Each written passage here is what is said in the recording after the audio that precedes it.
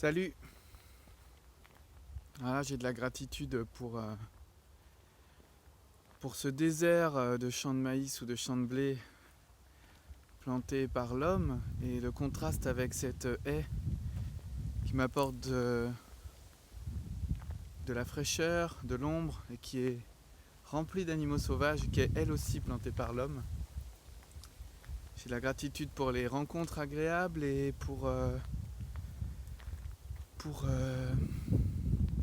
les efforts que je fais pour faire mes routines de connexion. Et justement là, j'avais envie de partager sur une routine que je suis en train de vivre là tout de suite. On entend souvent parler du seed spot dans les routines de connexion inspirées du modèle H-Shields, dont je parlerai une prochaine fois peut-être. Et on n'entend pas beaucoup parler de cette routine de connexion qui s'appelle l'errance, qu'on nomme comme ça, et qui consiste à prendre soin d'aller se promener, mais sans idée, sans agenda, sans timing et sans destination. Vraiment se laisser guider par le radar du corps, comme dirait Ingrid. Et hier, j'ai vécu une journée assez dense, une journée qui a commencé tôt, qui a fini tard sur les chapeaux de roue par un atelier que j'animais. Et ce matin, j'ai encore plein de choses à faire, évidemment, parce que je suis plutôt du genre hyperactif. Et c'était très très très facile pour moi de me replonger dans les choses à faire. Et en fait, j'ai remarqué qu'autant si hier je suis allé prendre le temps d'aller me poser à mon seed spot, j'ai pas du tout...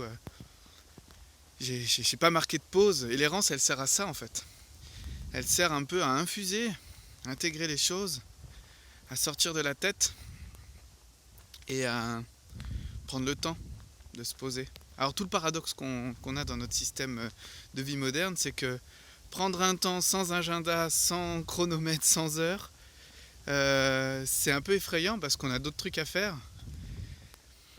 Et on n'est pas tout le temps en vacances.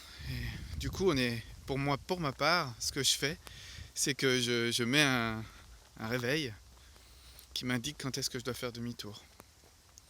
Donc j'utilise l'alarme, j'utilise la technologie pour vivre une routine de connexion ancestrale.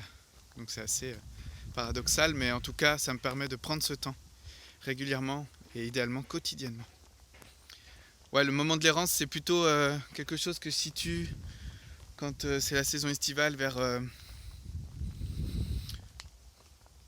17h. Moment un peu, vous savez, où les animaux dans la forêt sont encore un peu en pause parce qu'il fait chaud, mais qui vont se relever après pour se retrouver.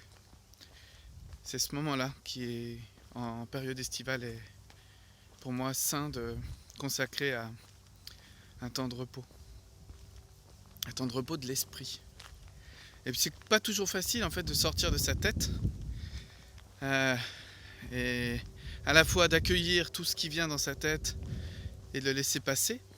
Je crois que j'ai déjà entendu ça dans les gens qui font de la méditation. Moi je pratique pas la méditation, donc pardonnez-moi si je n'utilise pas les bons mots, mais ce que j'avais compris en fait, c'est ne pas refuser les choses qui viennent dans sa tête, mais les laisser passer. Et j'essaye de pratiquer ça. Et quand c'est vraiment difficile pour moi, je me fais aider. Donc je donne un peu mon astuce. Soit j'emmène un chien, parce que j'ai 2 chiennes, que je suis, qui va me guider en fait. C'est pas moi qui vais guider la balade, c'est le chien.